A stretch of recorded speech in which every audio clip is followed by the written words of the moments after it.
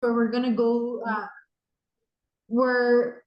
so welcome to the Masterclass series. This is our theme 2, seeing and understanding complex systems, where we're going to explore a different method. Earlier today, we had a riveting session with Bob Williams on critical systems heuristics. And today it's going to be another exciting session. The series has been curated by Margaret Hargreaves at NORC and us at ECDAN. So this series is part of our broader systems initiative, as we've shared previously, where we look at systems research, systems investing, systems measurement, systems design and implementation. And this series is part of the systems measurement pillar.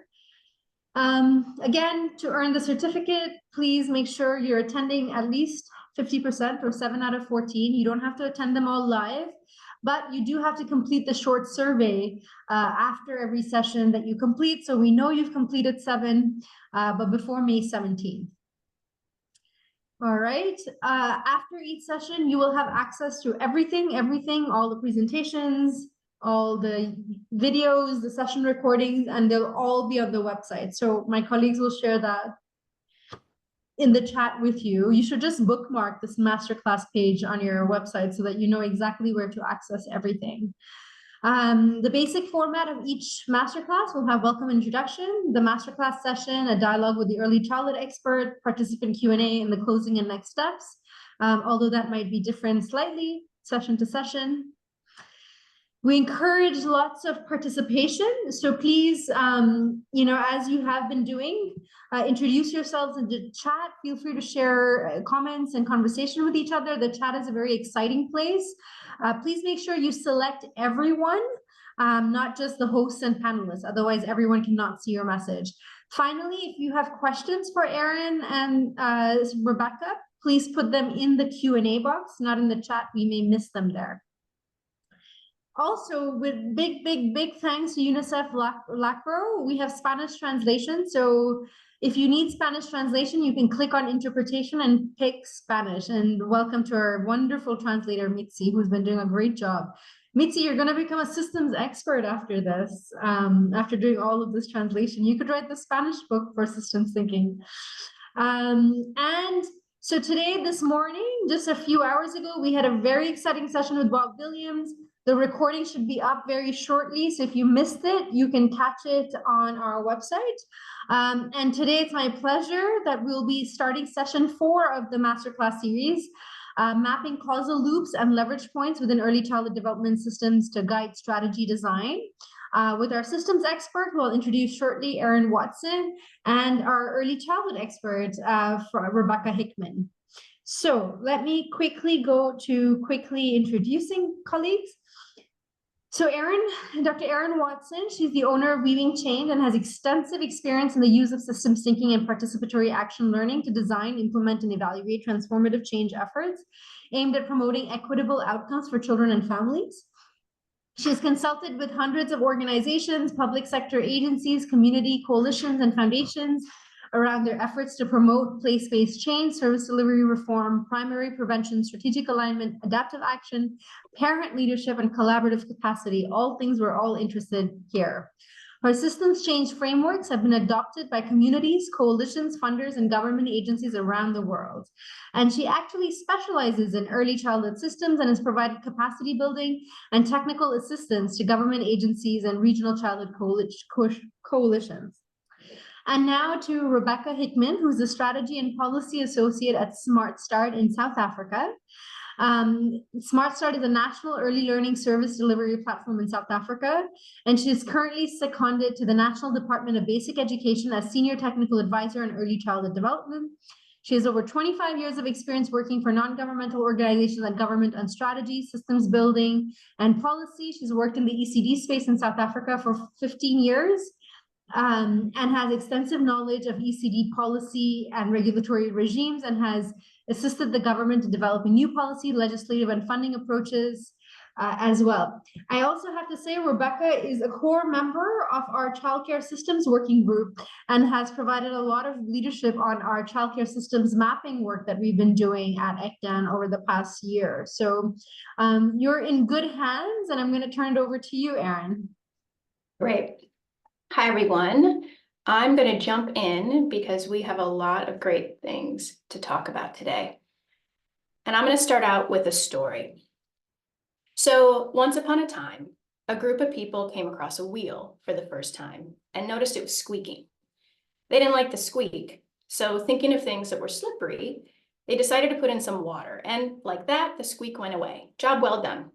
However, soon the squeaking came back, so they put in more water this time. The squeaking stopped. So that was the problem, they thought. We just didn't put enough water in.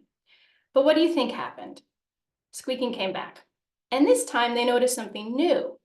Not only was the wheel squeaking, but some rust was starting to form. Well, maybe water will help rust go away too, they thought. So let's put more in and spray it really hard this time.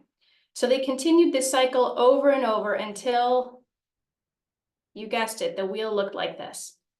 So what went wrong in their problem-solving process?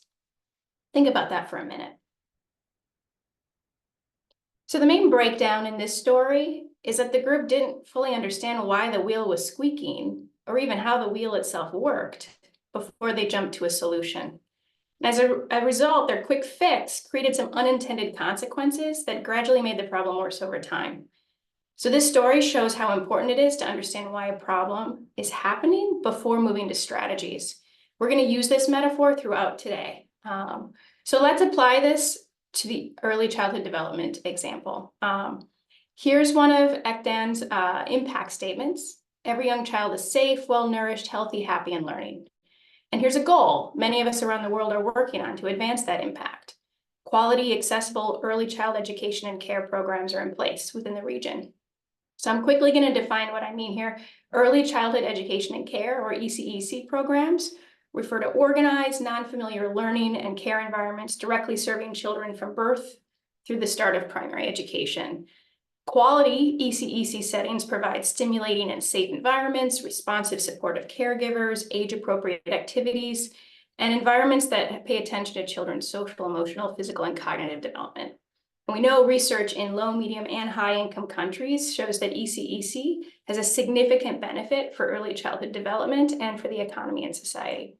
So here's my question. What is causing this wheel of accessible quality ECEC programs to squeak in your region? We're going to use a Mentimeter for you to vote on this or submit your ideas. So you can either use the QR code that's listed on the screen, or I'm going to put a link in the chat that she can use. And it's going to ask you for 3 different ways, 3 different things that are causing this wheel to squeak in your region. Let's see what people say.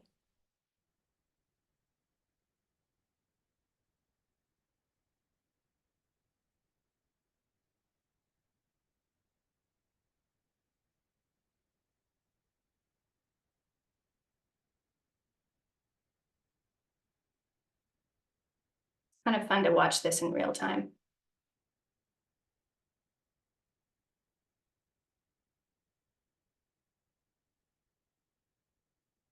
I'm going to give people about 20 more seconds to write in their thoughts.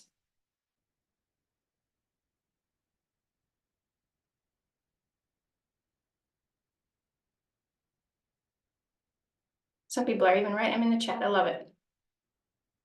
All right. So as you can see, there's a lot of things going on here. I can share this word bubble with folks after this session. But people all around the world are experiencing lots of different issues that are getting in the way of accessible, high-quality ECEC programs. There's some similarities, but there's also a lot of unique qualities in specific contexts. So the point here is there's a lot for us to think about. What do we do with all these issues that are coming up in this word bubble? Well, we problem solve them. I'm going to show you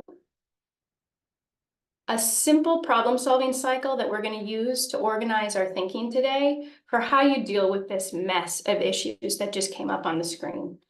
It starts with understanding the ecosystem and how it's affecting your goals and outcomes.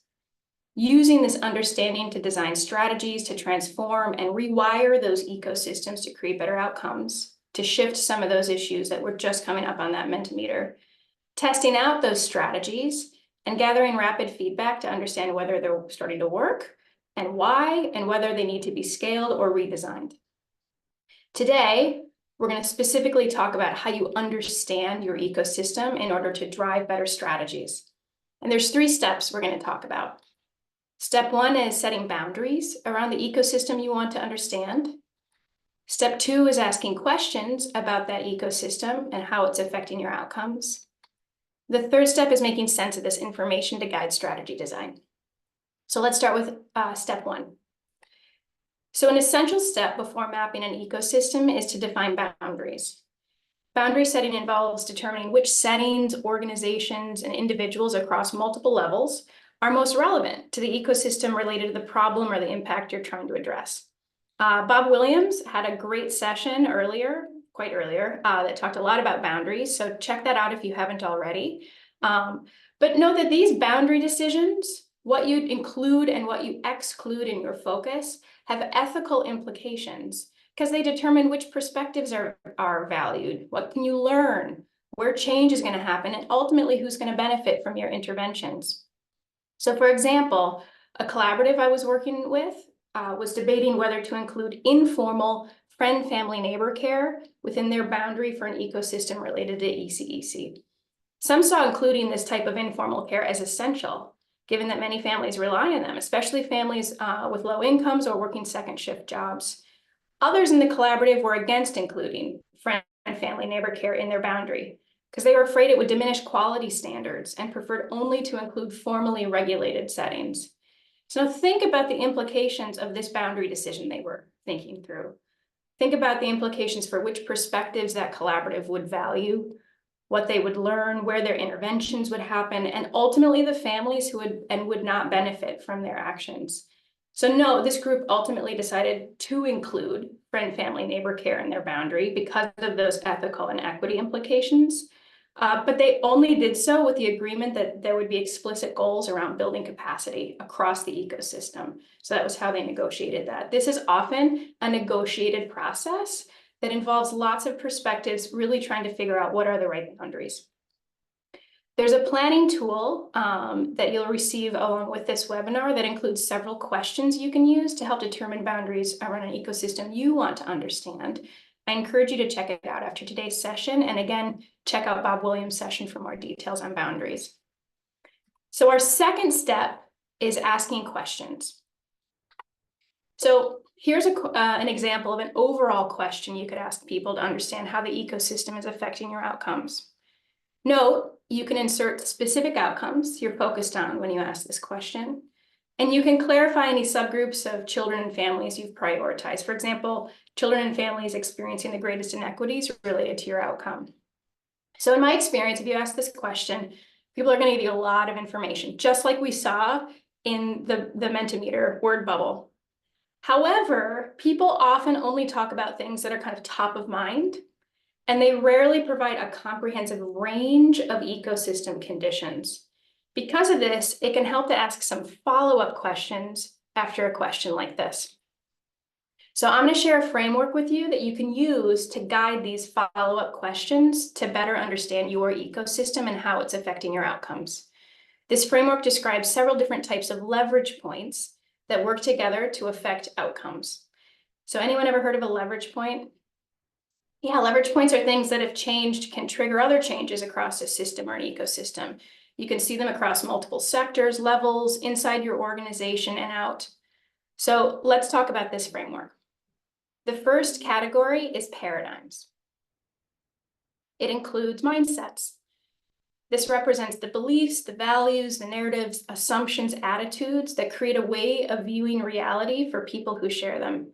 So for example, in ECEC, many people hold the belief that ECEC is just babysitting instead of a critical opportunity to build healthy brains and build healthy, equitable economies. So note how this mindset makes it hard for leaders and policymakers to adopt systematic efforts to support high quality ECEC. The second piece in paradigms are goals. Goals are stated and unstated aims, outcomes, targets, purposes driving organizations, agencies, and initiatives. So some organizations have goals around reducing disparities in child and family outcomes, for example. Some don't. And those goals directly influence what those organizations do and the types of strategies and interventions they pursue. The next category in our framework is structures. The first leverage point here is decision-making. This refers to how decisions are made, what information is used, and who's included and excluded from those decision-making processes. So for example, many agencies don't consistently engage providers and families in decision-making about how to structure ECEC. And this often leads to decisions that don't always meet their needs. Next in structures is policies and practices. This includes formal and informal policies, practices, regulations, laws, standards, procedures, protocols, norms. For example, some regulatory policies unintentionally limit which types of ECEC providers can become licensed. That's a critical piece of structures. Connections is the third one in the structures category. This includes exchanges and flows of information, resources, referrals between people and organizations. So for example, information about ECEC best practices doesn't always reach the people who need it, and that can lead to issues within an ecosystem. The final category, or kind of bucket, so to speak, in our framework are elements. The first piece in elements is program components and opportunities. So this is the array, the accessibility, the quality of programs like ECEC, and opportunities like employment. So for example, ECEC programs often are less accessible in low-income neighborhoods and not always offered for infant and toddlers. Another piece in elements is human resources. These are people and their knowledge and skills. So for example, how many ECEC staff are in a field and their level of skills. Another piece is financial resources. This is what we often think about, how money is allocated. So for example, in many countries, there isn't enough funding allocated to support ECEC operations, creating a market failure situation. We'll talk about that in a few minutes. Environmental resources is part of this elements bucket. This is the character and quality of the natural and built environment, air and water quality, roads, affordable housing, broadband, internet access, all of those things. And finally, artifacts. These are information, documents, images, media embedded throughout the ecosystem. So for example, many mainstream early education materials underrepresent children from the global South. So I want you to think of this framework, of these things you could ask about to understand your ecosystem. Which of these leverage points do you think are most powerful for triggering change across an ecosystem? Think about that for a second. If you guessed paradigms, you guessed right. So research has found that the farther you move to the left on this page, the more powerful the leverage points become for creating widespread change. So think about that. Think about how people's mindsets or organizational goals can influence how decisions are made, what policies are written, who organizations partner with, which staff are hired, how programs are designed, all these different things. So again, it's not saying that things on the right in the elements bucket aren't important. The conditions on the right side are still absolutely important and necessary for achieving outcomes, but it takes a lot of time and energy to directly build those elements. It takes a lot of time to train staff, to fundraise money, to build or rebuild parks, to expand programs.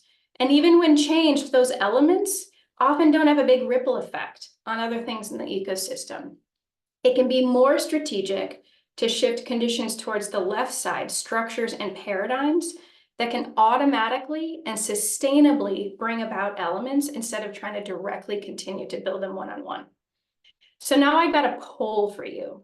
Given what we just talked about with this framework, I want to ask you, which category of leverage points do you think most interventions attempt to change with their strategies or interventions?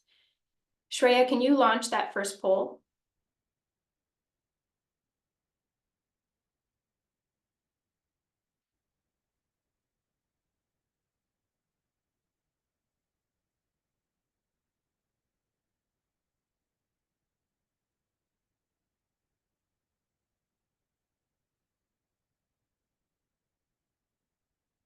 Shreya, you can close it whenever you think it's ready to go.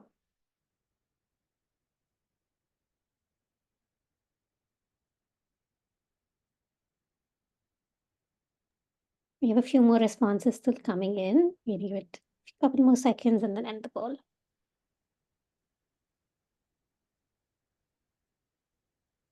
Okay. Erin, you want me to publish it? Yeah.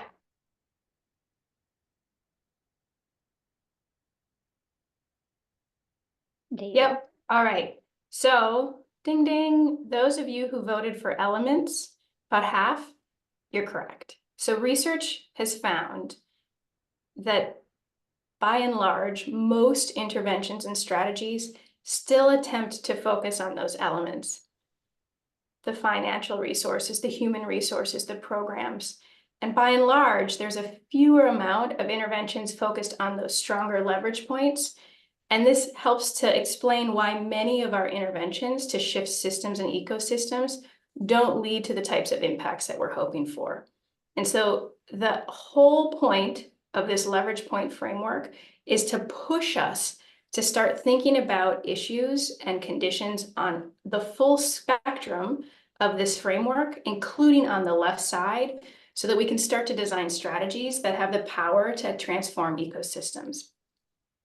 All right, there's a cheat sheet that you can have associated with this webinar, and it includes definitions for all of those different framework pieces, as well as some specific questions, example questions you could ask about them. Again, I find these incredibly helpful when I'm trying to go and understand an ecosystem. So once you have your questions, next you can consider who and what can give you the information you need. So here's some perspectives that are commonly engaged when mapping ecosystems. The first is parents and caregivers, especially those experiencing the greatest inequities related to your outcomes.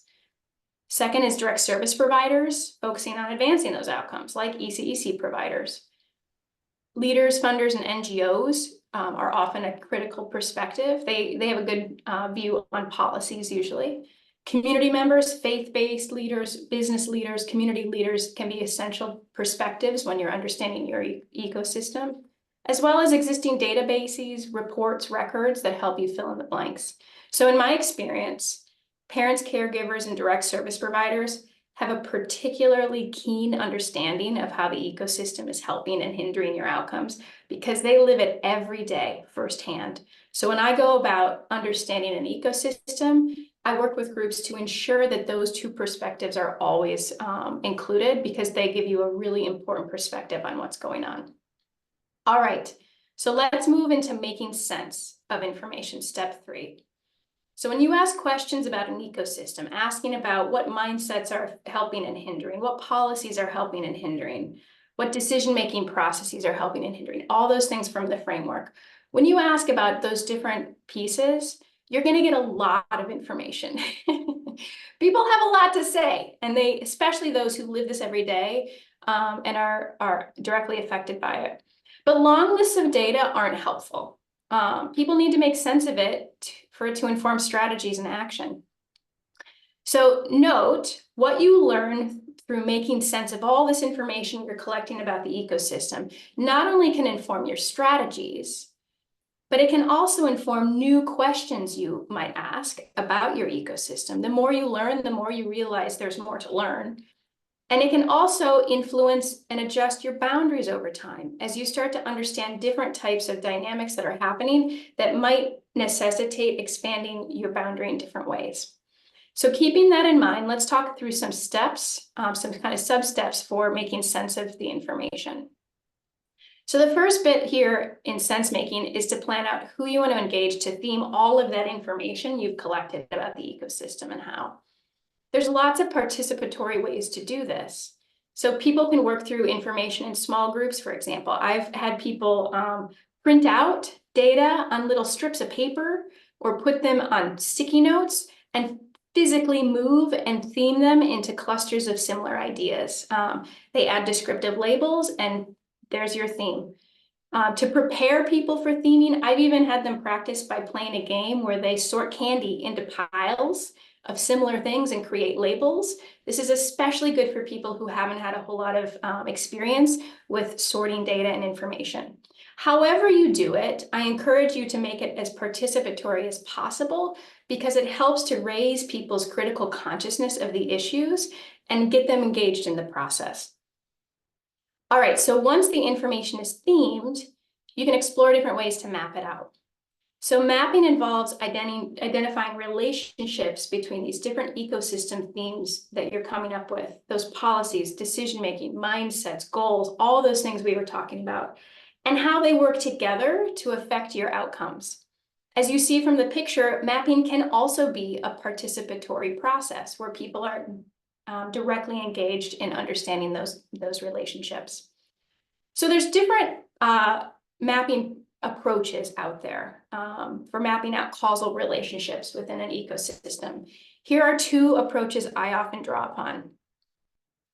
The first is causal loop diagrams. These can be built with groups of participants, but they often rely on a modeler or researcher to kind of bring it all together. Those maps primarily focus on feedback loops, which we'll talk about in a second, and often center on kind of a core engine of variables or factors affecting the situation. Analysis primarily focuses on those feedback loops, understanding them, and this can be a precursor for systems dynamics modeling, but it doesn't have to be. Another approach that I often draw upon is participatory systems mapping. So here, maps are always built by groups of participants. There's limited control by the modeler or researcher. Maps can include lots of types of connections, including feedback loops, and they can become really big. So submaps are often used to understand different storylines or dynamics. And in participatory systems mapping, the analysis draws on network analysis principles to understand those relationships and identify leverage points.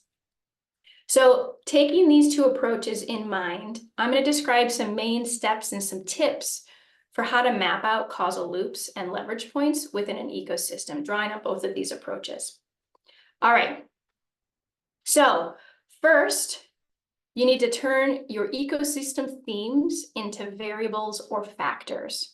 So the word variable sounds technical, I realize that, but I'm using it here because you see this word a lot in the systems thinking literature, and I want you to be able to navigate that literature well. So I'm going to use it here, even though it's a little cringeworthy and technical.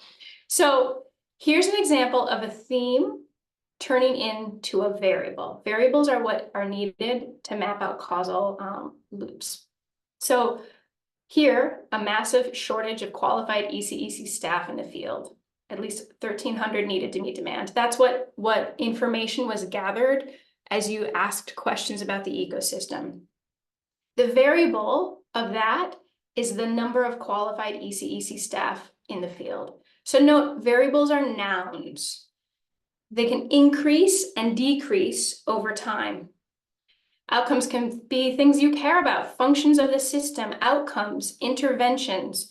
They can be tangible, like buildings and water and staff. They can be intangible, like beliefs and goals and practices. And note, all of the information you're gathering about your ecosystem isn't necessarily lost when you move a theme to a variable, because you can capture some of the notes about how that variable is showing up in your ecosystem, kind of like in a memo or a subnote.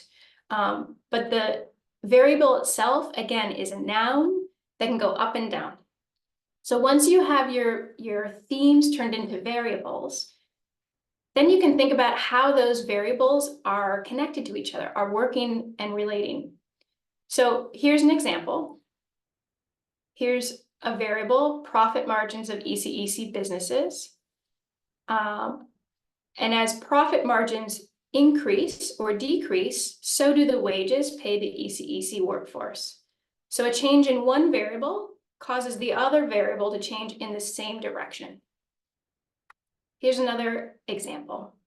As the stress and burnout experienced by ECEC workforce goes up, the retention of that workforce goes down. So a change here in one variable causes an opposite change in the other variable. So there's different ways to show these types of connections. Some people put an S for same and an O for opposite to show how these relationships are working.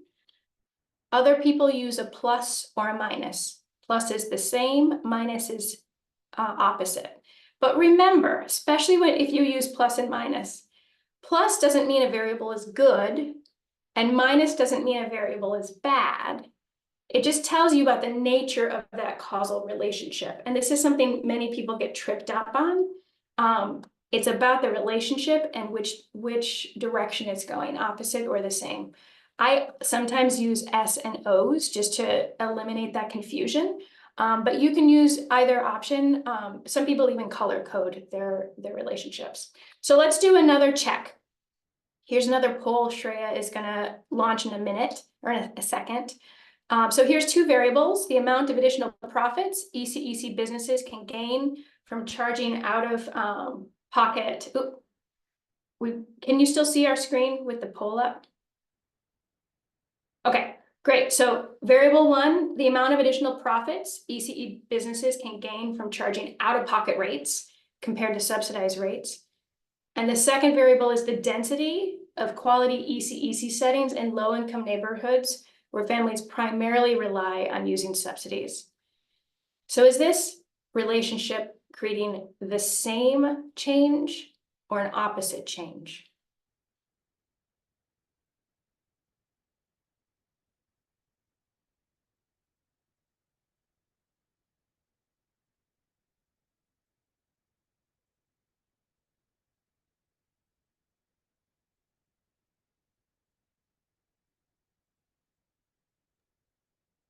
Responses still seem to be coming in.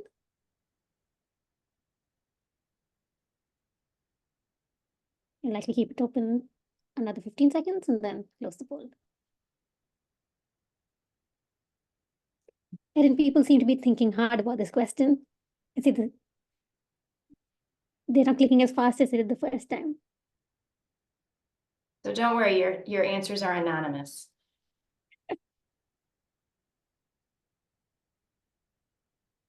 Okay.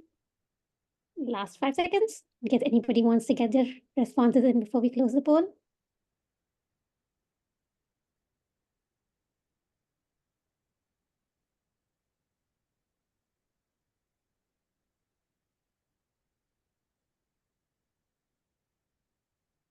All right. And are we good to close?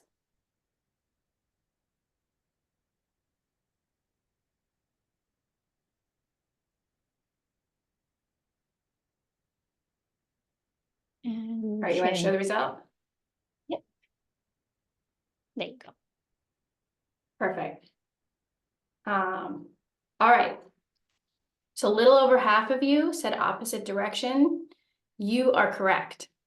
So think about this situation. The more profits a business can gain from charging out-of-pocket rates, meaning families pay the full amount, they can charge as much as they want, versus subsidy rates, which are often lower. The more profits they can gain from doing out-of-pocket will cause them to be less located in neighborhoods where they can't charge those out-of-pocket rates.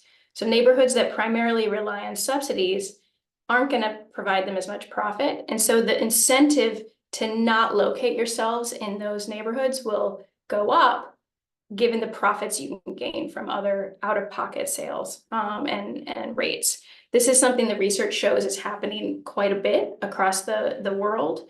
And it just shows how some inequities can become exacerbated by dynamics that involve rates and the market failure of ECEC. So as you are considering these different relationships, you can also think about delays. So sometimes the influence of one variable on another can be delayed, and you can note this with two little hash marks. So for example, increased funding to build new ECEC facilities will have a delayed effect on the actual number of ECEC facilities because it takes a long time to build and develop new facilities, sometimes years to develop it. And so acknowledging that delay can help you to see how these different dynamics in your ecosystem are playing out and give you kind of a hint to how things might be a little bit more complex than just a straight-on relationship. So now that we've understood some of these different types of relationships and how to create variables, next you can start mapping out your ecosystem. You can start to show the different causal relationships that are affecting your goal and outcome. I usually start with figuring out what are the variables that are directly affecting kind of the focal goal or outcome impact that I'm looking at. I look through the themes or engage a group in looking through those themes and variables and start to map them on to the goal. Then I move on to mapping other causally connected variables onto the map. So here's a tip.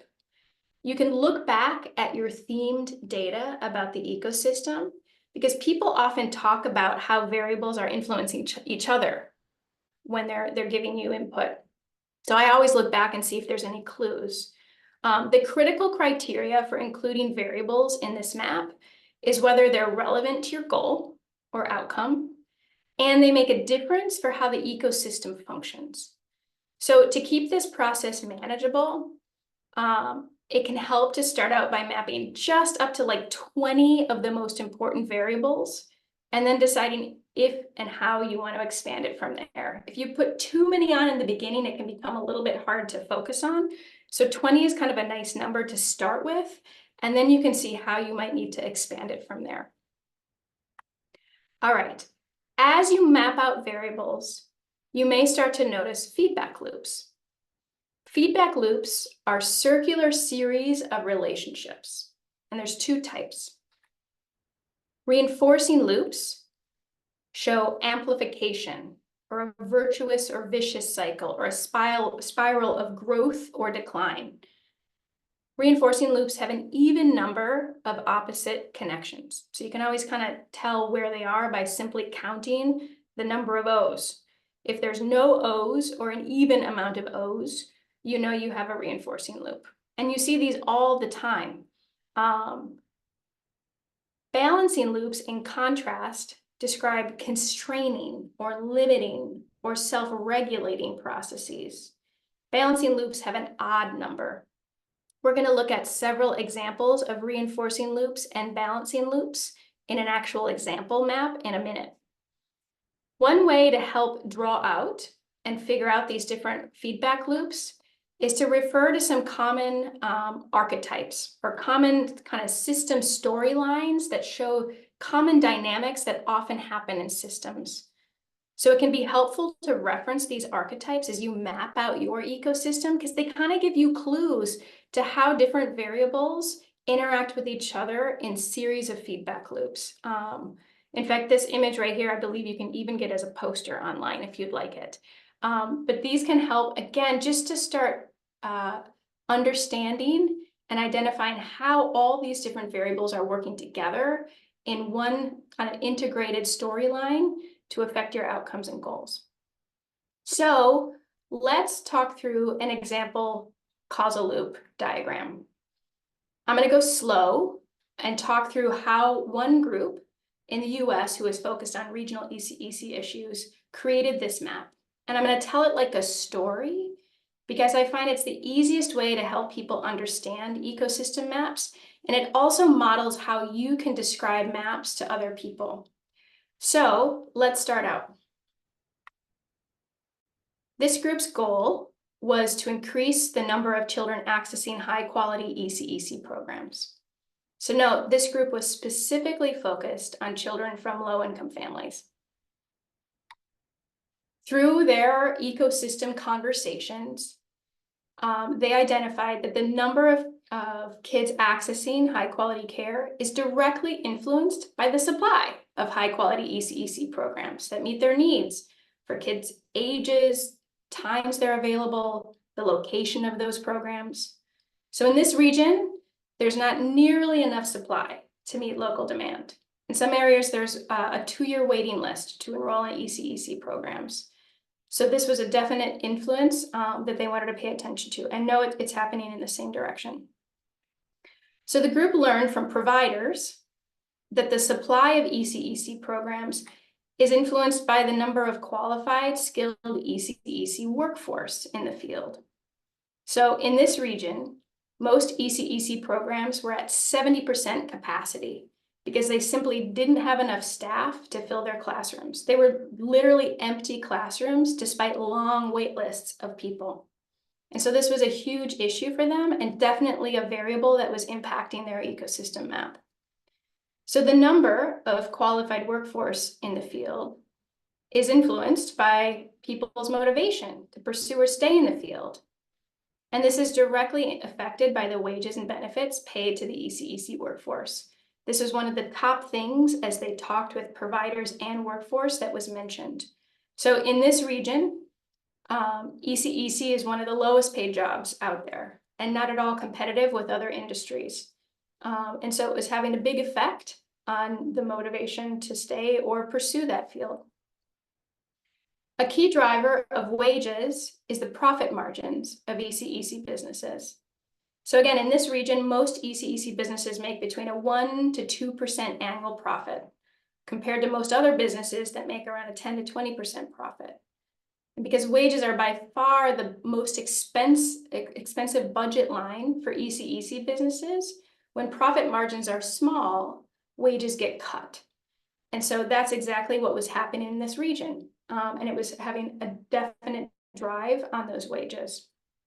To finish the loop, the number of children accessing ECEC programs affects the amount of profits that an ECEC business gains. So I've labeled this first circle a reinforcing loop. 1, because you notice that there's all S's, and it's continuing to create a cycle that lends to growth or lends to kind of spiraling vicious cycle. So the story continues. ECEC business profit margins are driven by the deficit between the market rate ECEC businesses can charge families, or the subsidies they get, and the true operational costs of providing high quality ECEC. So this deficit is huge in this region that mapped this ecosystem. The true cost of care is often 2 to 3 times more than the market rate or the subsidy rate. And so that dynamic has a huge impact on the profit margins that they're able to get. So this deficit and market failure situation is influenced by the sufficiency of policies to ensure sustainable funding for ECEC operations. So for example, tax mechanisms that generate sustainable funds that are allocated to support ECEC operations, not just to help families pay for care. And so in this region, this was a variable that was having a big impact on that deficit. Those policies were directly influenced by the motivation of elected officials in the private sector to sustainably address that market failure situation. Note there's a delay here, because even if motivation is high to change policies, it can take a while to actually see a change in those policies, given procedures and other variables affecting this process. And in this region, the motivation was very low in this variable. All right, so this motivation is influenced by shared mindsets in the general public that devalue ECEC's role in promoting children's healthy development, and in particular, devalue the ECEC workforce.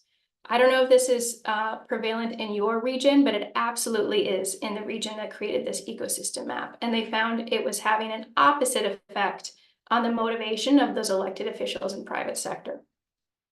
So the more these mindsets are present, also, the less likely people are to be motivated to pursue or stay in ECEC careers. Notice this opposite relationship with the motivation on the right side of the screen. And the more these mindsets are present, the profit margins of ECEC businesses continues to reinforce those mindsets, because at least here in America, value is often impacted by how profitable something is. And so this creates a second reinforcing loop that really serves to kind of suck out the profits and drive this second reinforcing loop. This portion of the map was revolutionary for people who were working on this issue, because they hadn't really thought of these dynamics and why it is that they were having such a hard time increasing supply. They hadn't thought about it in this way. So this was particularly helpful to see this second reinforcing loop and how it was driving some of the issues they were seeing. But that's not all. The map continues. So the group discovered that ECEC business profits are also affected by the use of business models that leverage economies of scale. So for example, this could be in the form of shared services networks, where ECEC businesses save money by outsourcing time-intensive kind of administrative tasks, back-end tasks, to a central organization or entity. And the use of those business models are driven by how big the deficit is between the market rate and the operational costs. In this region that created the map, these economies of scale, these shared services networks were just starting to take off, and they were seeing a direct relationship here between the profit margins. If we look back at loop 2, the group also identified that the strength of regional coalition and power building networks has a direct effect on both mindsets about ECEC and the motivation of elected officials in private sector. In this region, these networks were only starting to form, but they were starting to see these relationships. Note how that's having an opposite effect on those mindsets that devalue ECEC, and the same effect to increase motivation. And the result in shifted mindsets has an effect on the public's motivation to join those power building efforts advocating for ECEC. So this is another little loop that the more progress those networks have in shifting mindsets, the more engagement those networks experience.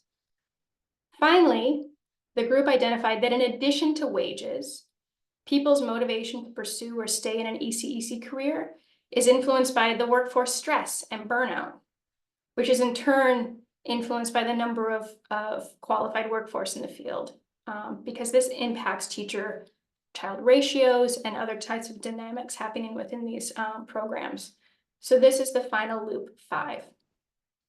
All right, so the group spent a lot of time creating this map, talking first with getting input from different perspectives, families, ECEC providers, leaders, community members. They looked at different reports and research that had come out in their region to create the map. But as they were creating it, they constantly verified it with people who were giving them input. So they didn't just kind of go in a back room, create it, and say, good job. They created it, and then they showed it to a lot of people to get feedback. And they used that feedback to adjust and kind of refine their map over time. And so when you create your ecosystem map, I'd encourage you to do the same thing, to show it to people and kind of assume it's a rough draft and something that can be shifted and adapted over time, given what you're learning and as you learn more.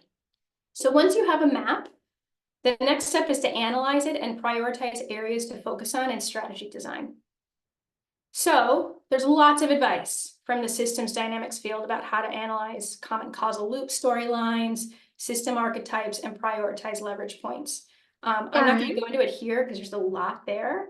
But yeah. Erin, before you move on, there were a couple of clarifying questions that I think might be helpful before you just move on, just specifically on the map that you were sharing. Let me go back. All right, really quickly, I'm just gonna read them out to you. Sorry, just have to scroll up a little bit. Here we go. Causal loops lead to root. There's a lot of question about how causal loops are different than root cause analysis. How does the variable connection relate to the root cause analysis and other analysis tools such as the fishbone? And then people are asking also, what is the difference between the R and the B4 and the Rs? Anyways, those are just some clarifying questions before moving on. Yep. And I just noticed someone noted a typo. Just switched it. Thanks on that. It should be R4, not B4. See if it'll do it for me. So let me go back and talk. Let's see if it'll do it. Hopefully it will. So root cause analysis, fishbone exercises, all of those are basically a way of identifying what are some of those different leverage points, root causes, leverage points. You can kind of think of them similarly in this framework I shared. I find root cause analysis to be really helpful to just generate lots of different variables or themes.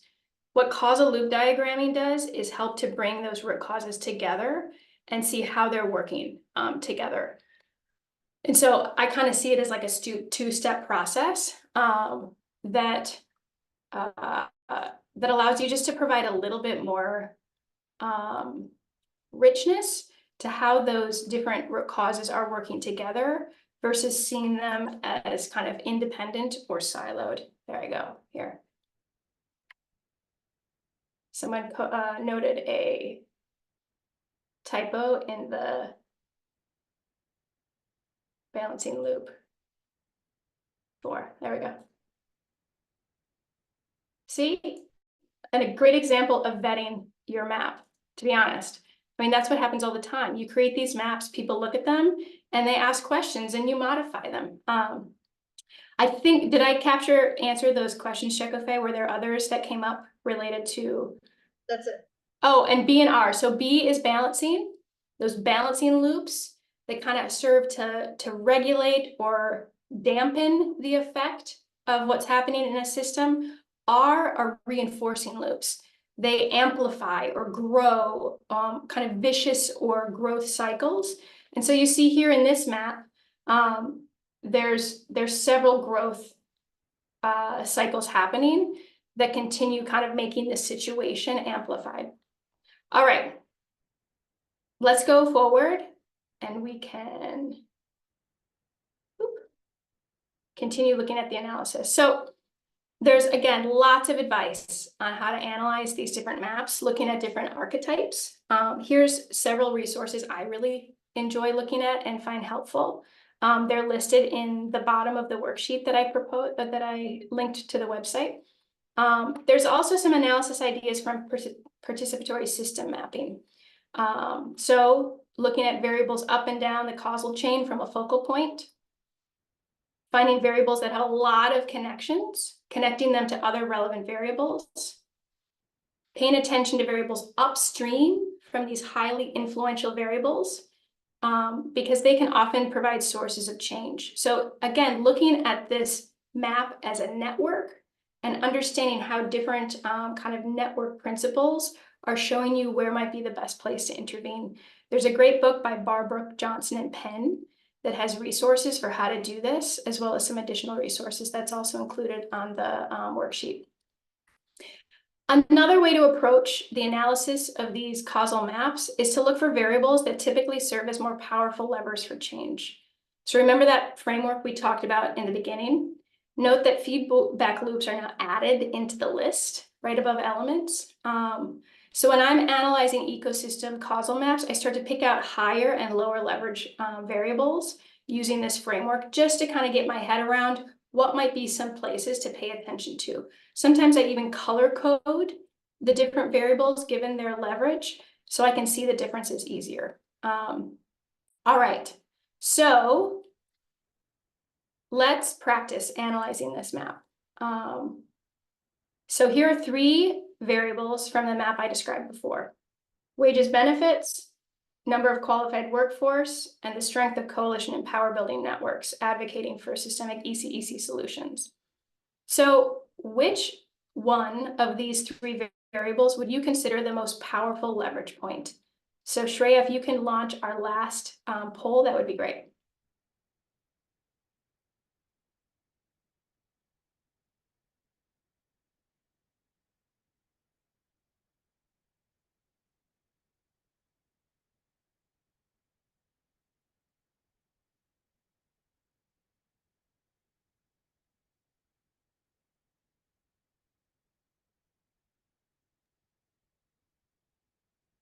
We still have some responses coming in.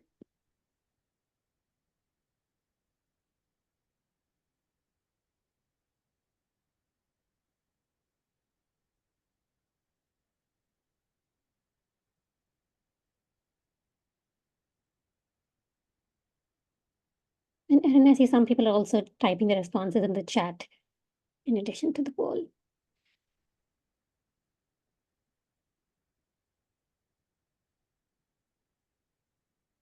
All right, I'm going to end the poll in about 10 seconds in case anybody else wants to get the answers in. And I'm wondering while we're waiting for the polls, Emily, I can read you a few questions again, a few more clarifying questions. How are variables different from monitoring indicators? How do you ensure you don't miss variables that may not be inherent at first? Example, invisible variables or confounding variables that affect your map, but they may not be obvious at first. What is the difference between causal loop diagram and participatory systems mapping? When we should we use and which one? Yep. So the first question about identifying invisible variables, that's one of the reasons to ask those great questions about all those different leverage points to make sure that you're identifying and pushing people to think about things that are intangible and as well as tangible. So that's one way that you can identify those. In terms of measuring, all of these could be measured over time. In fact, some people translate causal loop diagrams into more kind of formal quantitative system dynamics models. So there's absolutely ways you can quantify these and measure them. And that's kind of through a process of almost turning this into an evaluation tool. When to use causal loops versus participatory system mapping, it's really a preference. It depends on what group you're working with, what topic you're focused on, what resources you have available. And there's pros and cons to each side. So I would encourage you to look at some of the resources at the bottom of the worksheet. There's some great descriptions of the two approaches that can help you decide which is most appropriate for your particular context. All right, let's see what people said. All right, bingo, strength of coalition and power building networks, absolutely. So why is this? So the wages and benefits, directly supplementing wages and benefits and the workforce, variables 1 and 2, won't have much of an effect or impact on the other structural causes happening in the map. Plus, it's kind of similar to putting water on a squeaky wheel. Might help the situation at least for a little while, but it has the unintended consequence of decreasing the motivation of elected officials and the private sector to address the situation. It can also create a whiplash when temporary funding or staffing supports are later removed. This situation was actually happening in the region that mapped this out, and they were using this map to raise people's critical consciousness.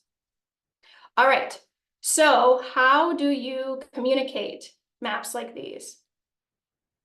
Unfortunately, for a lot of people, these causal loops can look more like a plate of spaghetti meatballs versus a useful tool for understanding that drives strategies. So here's a couple tips from helping people from feeling overwhelmed.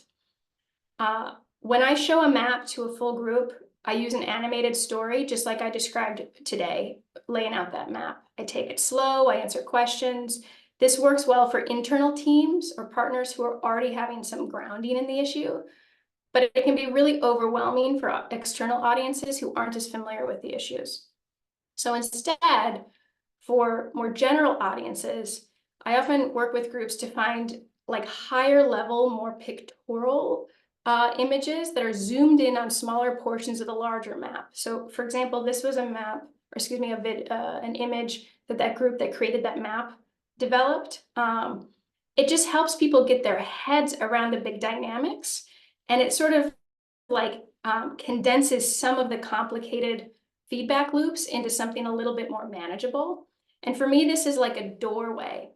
The group used this image to talk about what they'd learned from their map and to get people excited and interested in joining action teams. And once folks joined action teams, they could build their capacity to eventually understand that larger map, but they had to have some way to help people get into this whole kind of initiative that wasn't going to turn them off. So again, I find balancing complexity with simplicity as a really important decision point when you're trying to explain some of these more complicated, complex dynamics to people, but using it as sort of a pathway to continually build people's systems thinking capacity to look at more complicated pictures. All right, and diagrams. So let's do a quick recap. We discussed a simple adaptive learning process to problem solve ecosystem issues affecting your outcomes. And we talked through 3 steps to understand an ecosystem: setting boundaries, asking questions about a comprehensive array of ecosystem conditions, and making sense of the information to map out causal loops and leverage points to focus on with strategies. So I'm going to turn it over to Rebecca now, right on time, to have a discussion, and then we'll take some questions. Amazing. Thanks so much, Erin. That was impressively punctual. And I've been invited just to give a little bit of reflection on what Erin's talked about. Just to say again that I'm Rebecca Hickman and I'm with Smart Start in South Africa. I'm also currently seconded into the South African Department of Education as Senior Technical Advisor on ECD. And Smart Start is a national early learning delivery platform with nearly 10,000 programs across the country and an ambition to reach 1 million children. So it has very big systems change ambitions. And in this reflection now, I just wanted to try to land some of the tools and the methods that Erin has described and that have also been introduced in other sessions, and particularly to do that from the perspective of ECD interventions in low and middle income countries. I'm going to do that first from how we've tried to apply some of the thinking in Smart Start, and secondly from how we're trying to support the government to use systems thinking and policy design. And I guess first off to say the way in which we see the value of systems thinking is that it's not about trying to address every event or variable in the system, but it's rather about ensuring that your initiative or intervention sees all of the dynamics and all of the interrelationships that are going to impact on success. So it helps us to answer questions like, have we named the problem correctly? Are we seeing all the upstream causes? Have we thought through all the downstream effects? That squeaky wheel example. Are we intervening at the highest point of leverage? And if not, how's that likely to impact on our effectiveness? So just to concretize this a little bit, Smart Starts use systems thinking to understand what we call the structural failures that are undermining equitable access to quality ECD. And some of our systems work has kind of been in the form of retrofitting, bringing a new theoretical framework to bear on our existing theory of change and intervention design. But much of it has been to help us understand what we need to redesign, where we need to shift focus and resource allocation, and crucially to inform advocacy to government.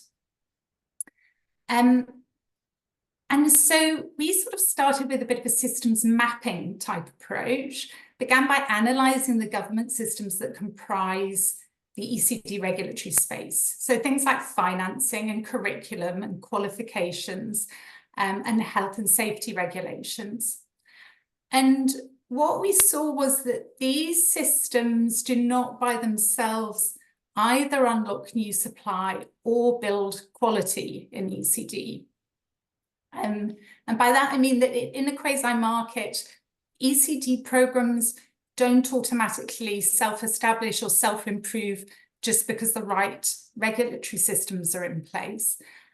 And we've called this divergence between intended policy outcomes and what's actually happening on the ground, the implementation gap.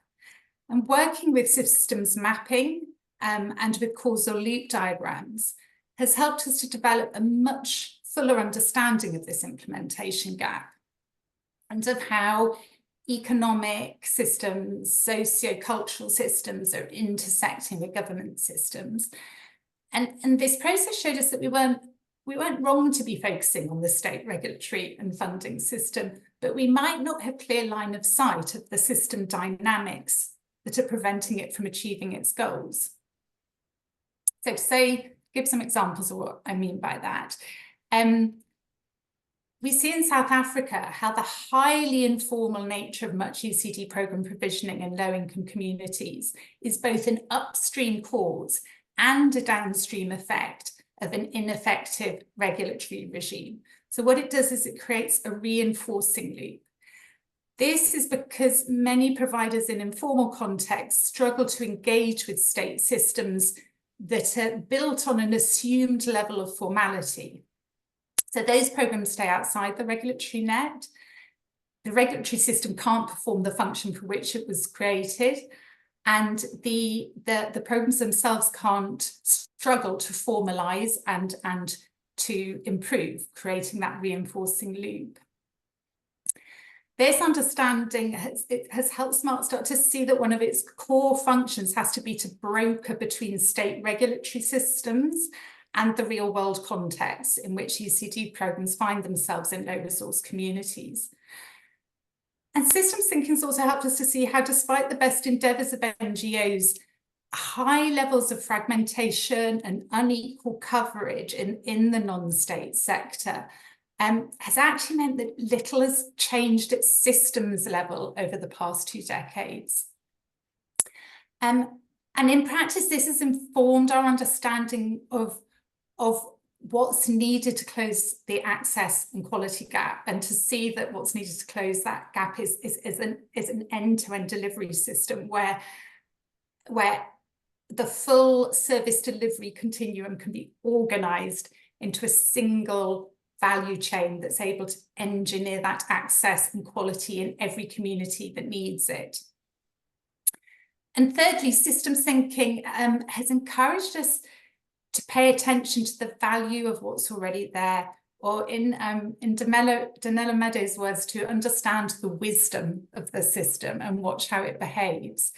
And for us, this has been about an asset-based approach that sees strengths and resources in communities rather than deficits. And it's propelled us not only to work with, but to actively harness those nascent assets, such as underemployed women with the potential to provide quality care and learning, home and community venues where millions of children are being cared for every day, and those diverse forms of informal economic activity. So a quick word on bringing this thinking into government as well.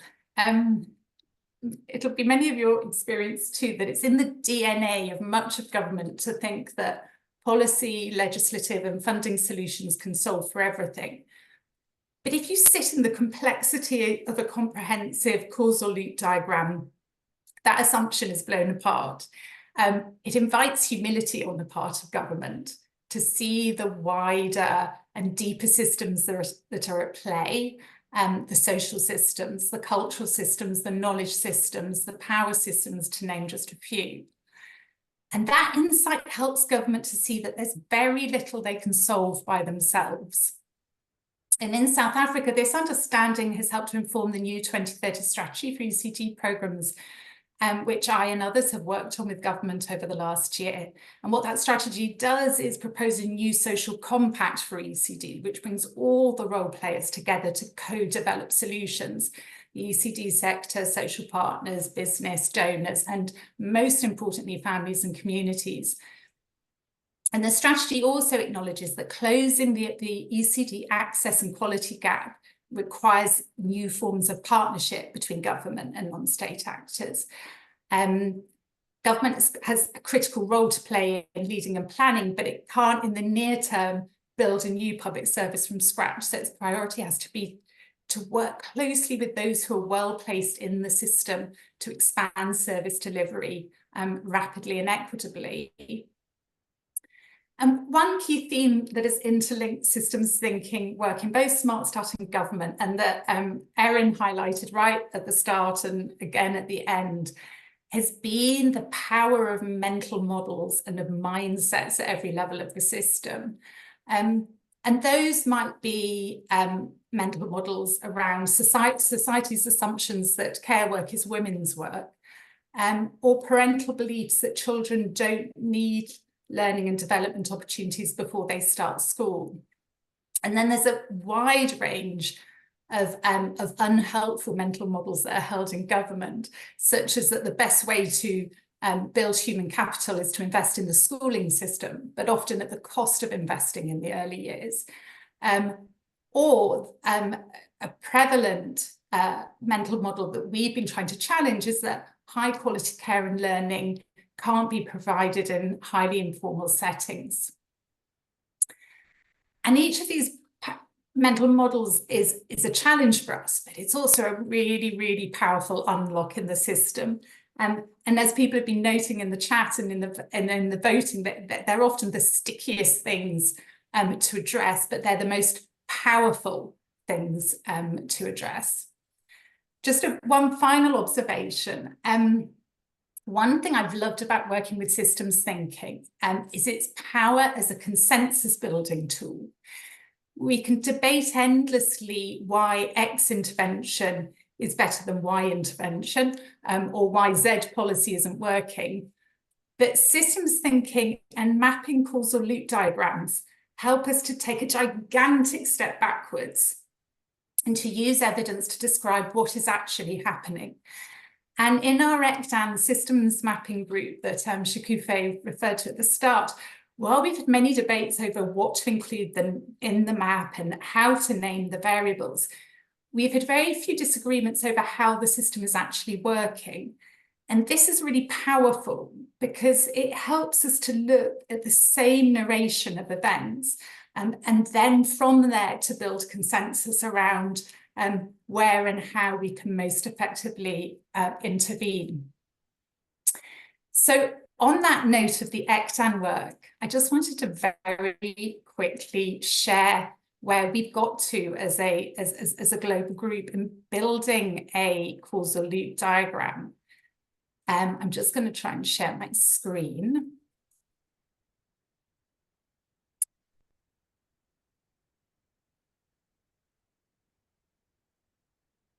So I'm hoping you're able to see my screen now. Erin, are you seeing it okay? It's still, there it goes. Yep, I see Okay, it. great. Now, this goes to what Erin was warning about as to the how overwhelming it can feel to see a detailed causal loop map. Just to bear in mind that this has been many months of work. And I think the other thing to bear in mind, yes, and I'm seeing all the shocked looking faces. The other thing to bear in mind around this type of diagram is that what you can do is zoom in on parts of it. And so, for instance, you can zoom into the deep structure, and which is that the essential set of loops that underlies everything else. And you can test those in your own context, in your own country, see if these variables, these causal relationships hold true in a variety of different contexts. Or you can zoom in on a particular area of the map, such as gender equality, policies and resources, social and economic development. It's a highly interactive and enables you to pick out different elements and then work out actually what would you adjust or add or even remove for your setting and context. And we just wanted to share this with you, not to overwhelm you, but to say this is what a group of us have been working on now for several months, and that will become available over hopefully within the next month or so for you all to work with and see and to adapt and adjust and to make your own. So I shall pause there, but I'd like to actually Rebecca, can I say just two things really quick? Oh, so, yes, I was going to.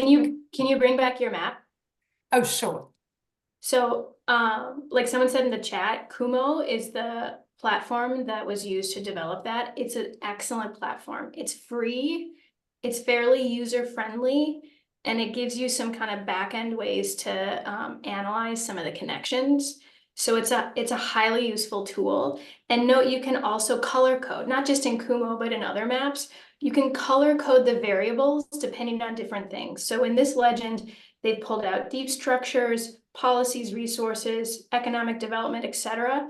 Because then it helps you start to really kind of see different pieces of how the map is interacting. Again, I've color coded in many ways how to look at variables, and layering those different ways can sometimes give insights in terms of which are higher and lower leverage points, which are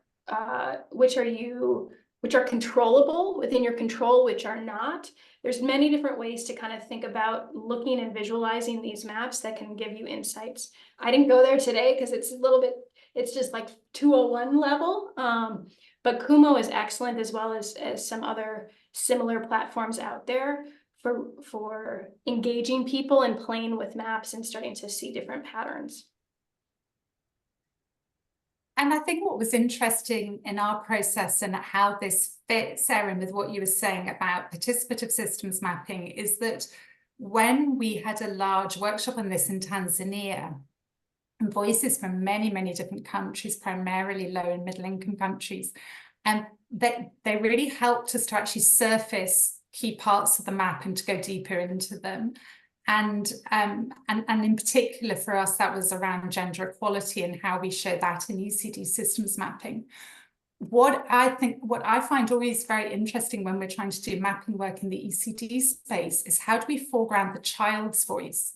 Because the child generally isn't sitting in our workshops and isn't as vocal as maybe, say, the gender lobby or other groups. And I think it's always a really interesting one for us as ECD advocates, is to think about how we keep the child's perspective and the child's voice front and center as we try to do systems mapping. Erin, I just wanted to come back to one of the things that you said right at the end, because one of the interesting sort of challenges we had on this systems map was, when we presented it to people, was people understandably saying, this is really, really complicated. It's almost too much. And one of the things we were saying is that actually, in a sense, that's kind of what systems thinking is trying to get us to do, is to embrace the complexity and to sit with the complexity and to resist oversimplifying, because when we oversimplify, we often come up with the wrong solutions. And I just wondered if you could give a few more of your reflections on that, is how do we get that balance between embracing the complexity, but keeping this as an accessible and user-friendly tool?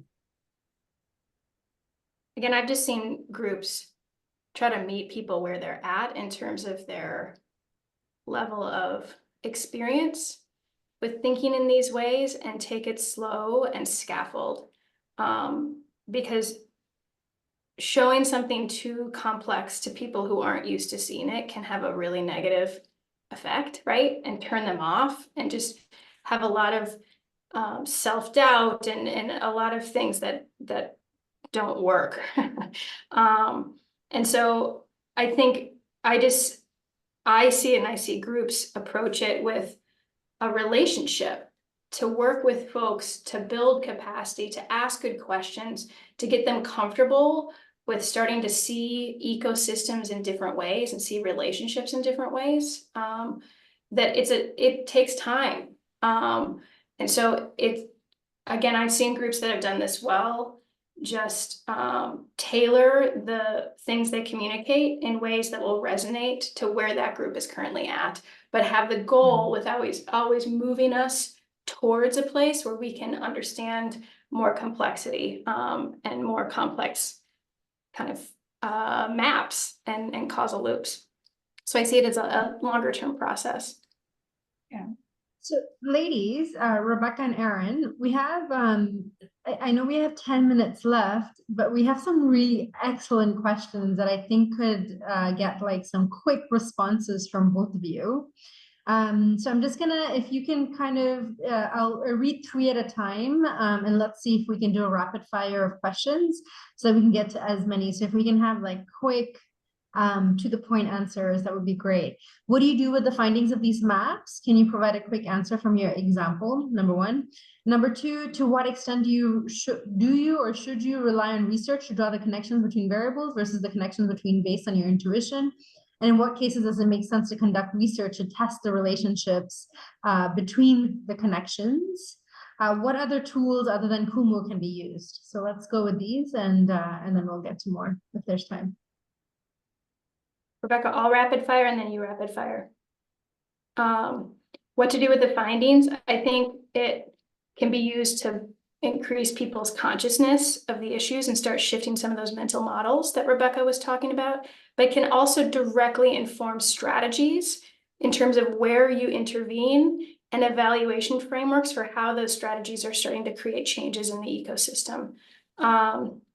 Should you rely on research to guide those maps? Absolutely. In fact, that's often a big piece of causal loop diagramming, can be bringing in research as well as evaluation reports and other things that provide kind of data for your ecosystem you're focused on.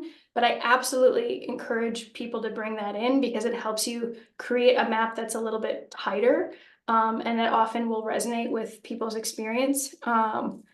And testing the relationships, yes. Some people choose to translate their causal loop diagrams into more kind of like formal systems dynamics models or things that can actually be tested over time. That's a step that you can choose to take, but some other people just keep them as more qualitative causal loops to inform strategy design, to inform, again, like shifting some mental models. And so there's different ways you can use it depending on what your own goals are and what your needs are.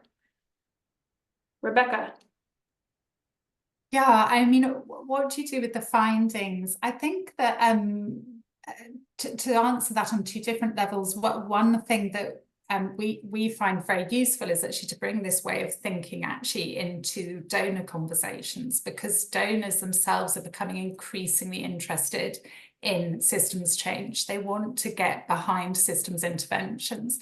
And so being able to show that you have a robust analysis of the system in which you're operating can be very compelling for your current donors and for your potential donors, and also helps more donors to think at systems level, which is so important in terms of sort of aligning funding. At maybe a sort of more detailed level, like when one looks at, for instance, the position of mental models within a map, for an organisation like Smart Start, it makes us think, so sure, we can unlock a huge supply of new ECD programs, but if we're not actually supporting parents to build their knowledge and understanding of the role and importance of early learning, nothing's really going to shift. We're just going to end up with an oversupply of programs and parents not actually demanding them. So that's just another example how we take the findings of this map to actually influence how we strategize and prioritize and allocate resources. On the research, I'd say yes, absolutely, that one brings research to systems mapping, but I'd also go back to what Erin was talking about participative processes. And one thing I'm really curious about, and that I'd love to be able to do over the coming years, is to take systems mapping into the communities where we work, and to really elevate the voice of women and of the people who are providing ECD programs in the systems mapping process, and to treat that as important as more empirical research. And just while I've got the floor, can I just respond to one question that's come through in the chat? Because I just wanted to clarify something. I think it might have only come through to us.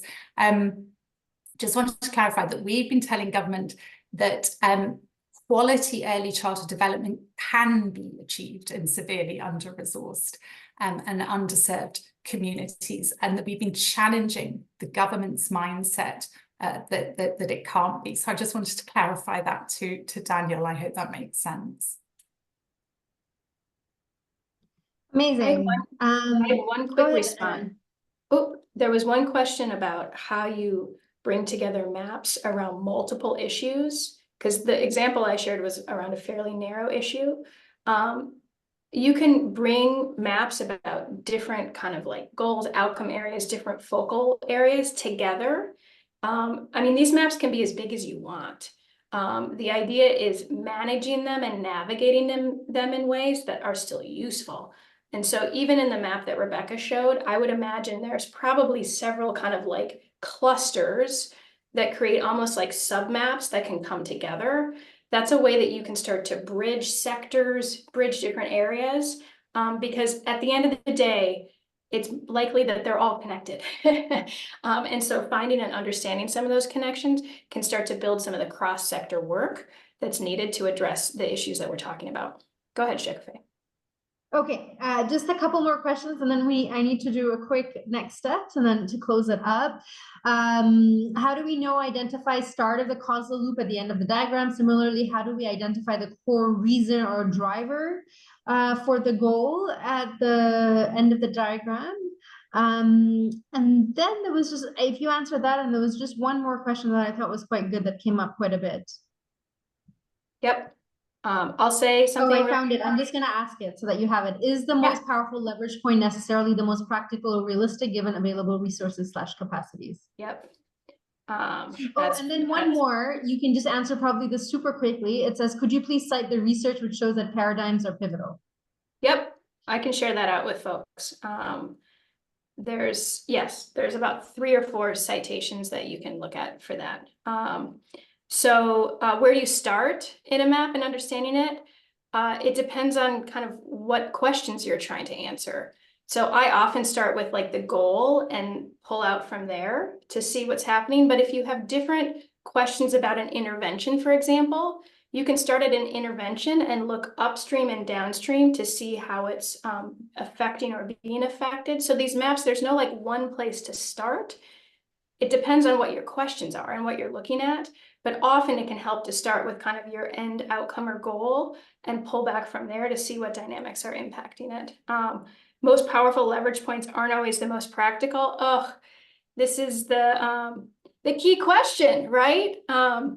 What I find is being able to address leverage points across the framework can be one way to move and build momentum towards addressing some of those longer term, more challenging pieces like mindsets. Like we know mindsets are very powerful. They're also, like you said, the most difficult to change. And we also know that changing other parts of the ecosystem can reinforce new mindsets over time. And so I see this not as like picking one silver bullet, but seeing it as a collection of changes that need to happen that reinforce each other to ultimately start moving the system to new ways of operating. That's one way I approach it. Rebecca, do you have any other thoughts there? I think just to reiterate your point about, yes, the most powerful leverage points are often the least practical and the least affordable, but that's not a reason not to focus on them. And it is a reason to involve donors and funders in this kind of thinking, because when you can bring donors and funders with you, they're prepared to walk that longer term journey more. Amazing. So let me just, in the last minute, let me see if I can do this in a minute because ending on time is important. So really quickly, a big thank you to Erin and Rebecca for an amazing, amazing session. I think, it goes without saying, I think we all found it really insightful, really useful. Again, I'm like a broken record. Please don't forget to complete the survey if you want the certificate. Everything depends on that. And I think it's been shared a lot in the chat. Today's sessions and the theme is complete. Day 2 of the Masterclass series is complete. You should find those recordings on our website very shortly. Finally, here we have the sessions for tomorrow, 5 and 6. Really exciting sessions, guys. Number 5 is we're actually going into application mode tomorrow. So we're going to hear from a philanthropy from the Palix Foundation and how they've actually integrated systems work across their work. And so we'll hear from Nancy Mannix, who's the chair and patron of the Palix Foundation, and Claire, who's their scientific associate, and with Sonia, who's the executive director of Data Drive 2030 in South Africa as well. And so session 6 is going to be on unleashing the power of equity measurement and collective sense making, and led by Efren Aguilar, who is at UCLA, the University of California, Los Angeles. And we're actually going to have policymakers in the call. We're going to have the mayor from Pomona, California, Tim Sandoval, and Sarah Mickelson, who's a deputy cabinet secretary from New Mexico. And of course, Hiro Yoshikawa will be the expert, early childhood expert. So great sessions tomorrow. Register. Again, please guys, spread the word through your networks. We want to have as many people benefit from these live sessions. The more people we have, the more we can demonstrate demand, and then the more of these we can do in the future. So make sure it's a full house tomorrow as well. Finally, more resources on the ECDAN website. Go over and continue the conversation on connect.ecdan.org on ECD Connect. And as always, a big thank you to the ECDAN team, Shreya, Hannah, Catherine, Carol, and Hamid. This wouldn't be possible without you.